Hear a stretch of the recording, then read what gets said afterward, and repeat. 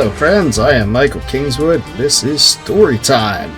And we are here on this channel to read stories that I write that you will enjoy. And you will enjoy them. Anyway, put them out there so you can enjoy them and have fun, obviously. But also maybe go ahead and buy some books. Or not. At the very least, you can come back for some more. It'd be great. Anyway, during the middle of the week here, we are going through the chapters of my book called Glimmer, which is the first book in my heroic fantasy series called, wait for it, the Glimmer Chronicles. And this week we are on chapter 20, which is about 2/3 of the way through the book now, which is kind of fun when you think about it, because there's a whole lot more to go. Anyway, I wrote the book. Our voice actor's reading it, and let's just get to it. Hopefully you like it. If you do, come back next week for some more, or come back on Story Saturday, where we read short fiction of mine that produce, and of course do other things around here on the channel periodically as well. So yeah, have fun, and enjoy. And see you after. Chapter 20. Rifts. Melanie whistled softly and leaned back in her chair. Julian had never seen her so impressed. He and Raedric sat in the couch across the coffee table from her. Raedric had just finished telling the tale of his exploits the night before last. Her eyes had grown wider and wider the more he spoke. "I've heard of this sort of thing." "Oh?" Raedric replied. Melanie nodded. "Timon told me about it. It's called—" "Timon?" Melanie looked at Raedric with the sort of expression Julian had seen teachers use with particularly dense students. "Remember the hypothetical mage I told you about?" He nodded. "If that had really happened, Timon would be the mage in question." "Ah." Melanie rolled her eyes and shook her head quickly. "As I was saying, Timon told me about it. It's called a transplanar rift. It allows passage from our world to one of the higher planes of reality."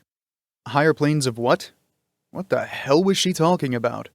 Looking over at him, Julian could see that Raedric was just as confused as he was. That helped. A bit. Melanie must have seen the confusion on their faces because she looked at the ceiling and sighed, then stood up. A small writing desk stood over by the window.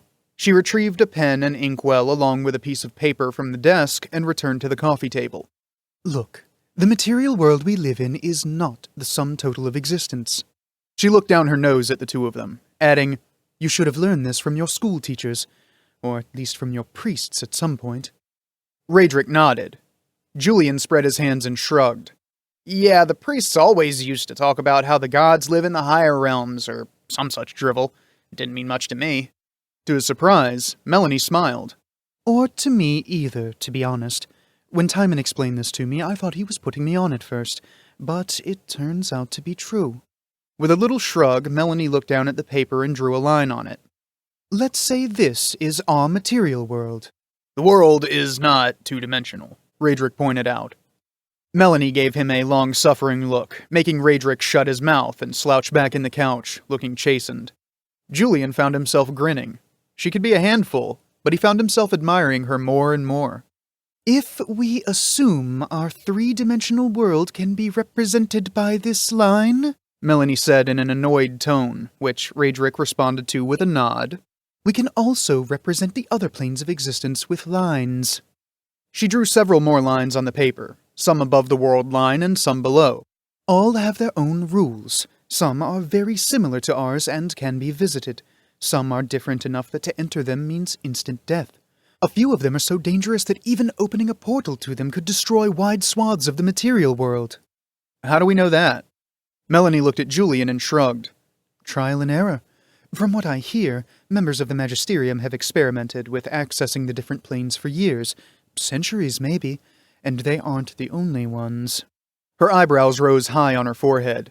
"Do you remember the tale of Cyril Eremot?" Julian nodded, who hadn't heard that story. How the ancient kingdom had come to a sudden end, destroyed by the gods in a fit of rage. How the kingdom's entire existence had been wiped away, leaving only a deep crater that was filled by the inrushing water from the world's oceans. Wait.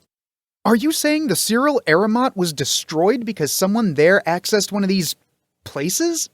Melanie nodded. Julian felt a chill go down his spine. "A transplanar rift is a junction between our material world—" Melanie placed the pen on the material line and drew a second line connecting it with one of the other lines on the paper. And one of the other planes. If the plane in question is habitable, people can go visit. It's tricky, but it can be done. Even more tricky, it is possible to establish a permanent connection to part of a nearby plane and then create a bubble, if you will, of the material world within it. I'll wager that is what you and Salam encountered, Raedric.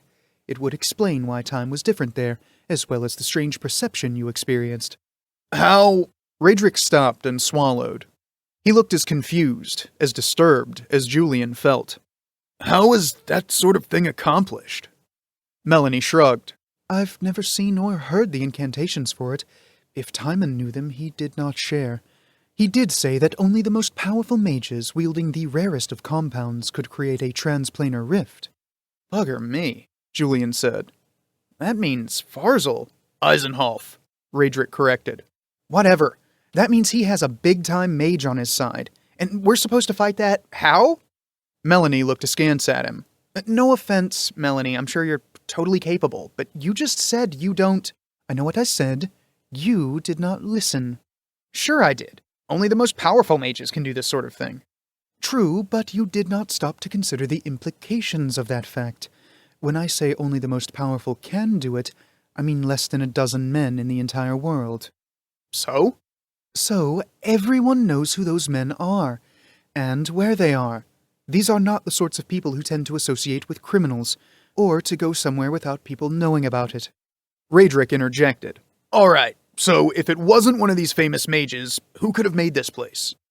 Could be it's been there for a long time and we just didn't know about it, Julian offered.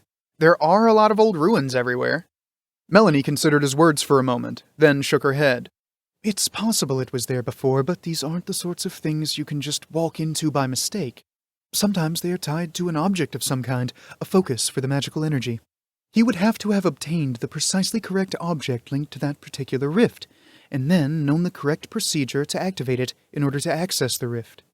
Raedric frowned. That leaves us with the fact that he has help from a mage. Melanie nodded. Hang on a second, you just said... I said he wouldn't have help from one of those particular mages, Julian. If the rift was activated through an object, a large number of lesser mages could make it work. Could you? She did not answer immediately. Looking down at her sketches of the plains, she picked up her teacup and sipped it, a thoughtful and troubled expression on her face. Finally, she looked up at them. I'm not sure. If I found the exact procedures associated with the object, maybe. Julian and Raedric exchanged troubled looks.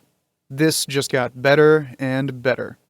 Well, that means Eisenhoff's mage is probably more skilled than you are, Raedric said. It was not a question. Melanie nodded. Looks like you're definitely going to need my help again. Told you so, Julian said with a broad grin.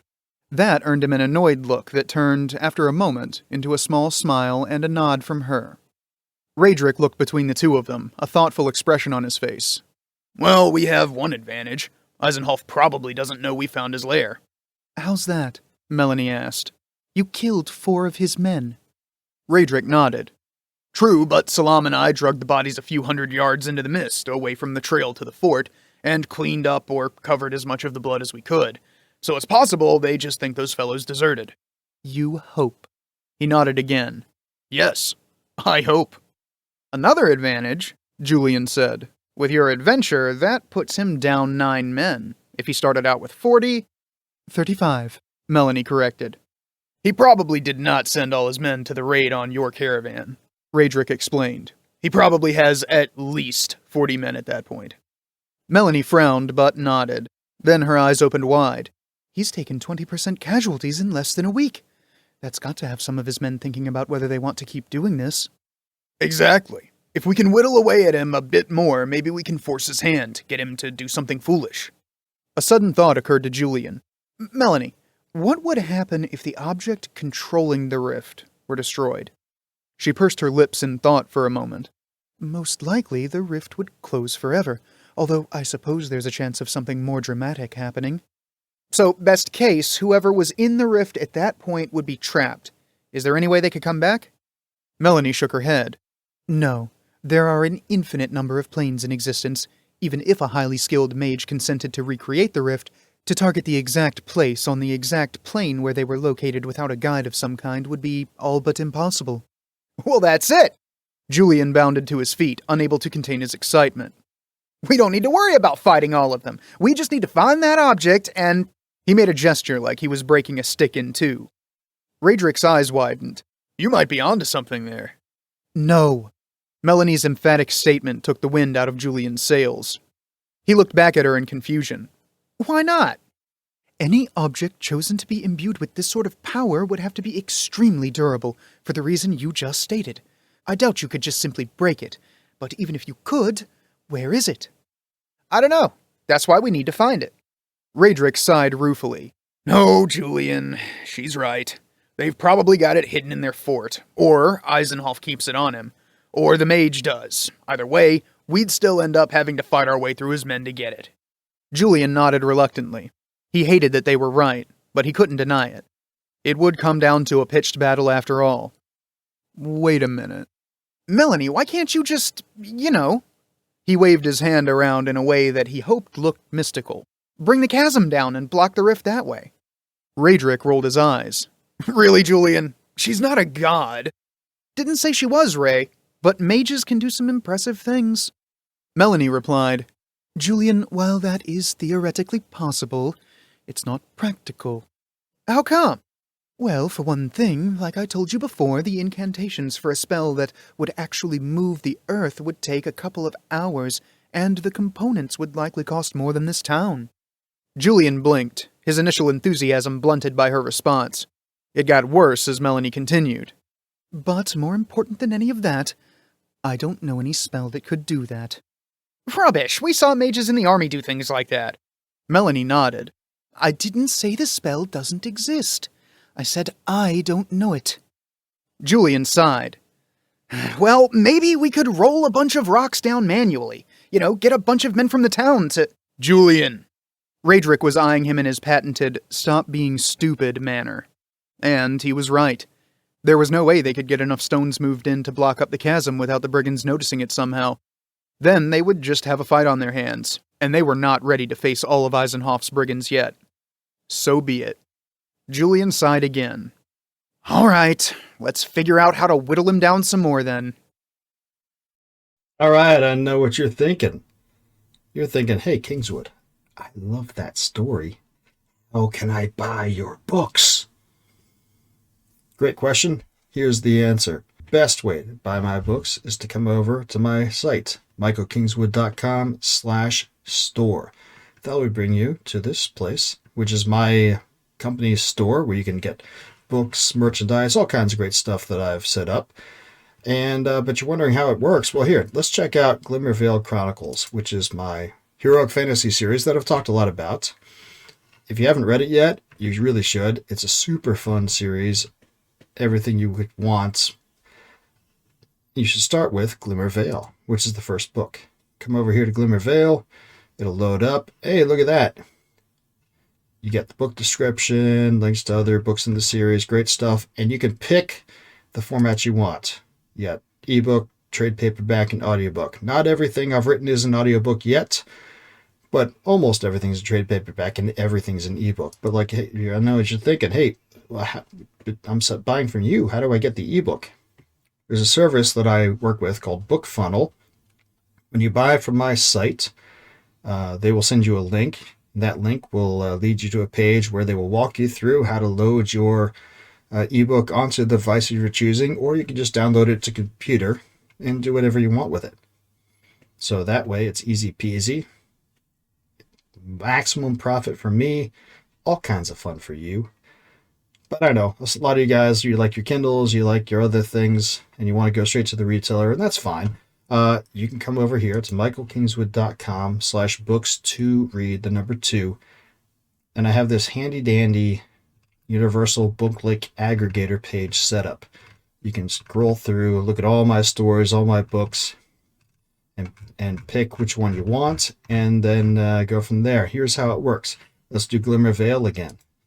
So Glimmer, first book in the series, you click on it, you get this thing, you get the book description, you get all other books in the series, and you say, get it now. Okay, get it now. Look what happens.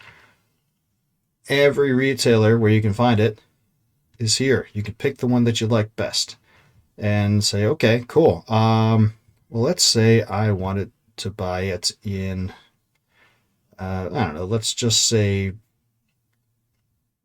Kobo, because why not? Click on it. And then it'll ask you, is this your favorite store? If so, you set it so every time you come back, you don't have to choose. It'll just go take you to your favorite store. But let's just, you don't have to do that. Well, we're going on to Kobo. Hoo-yah. Hey, look at this.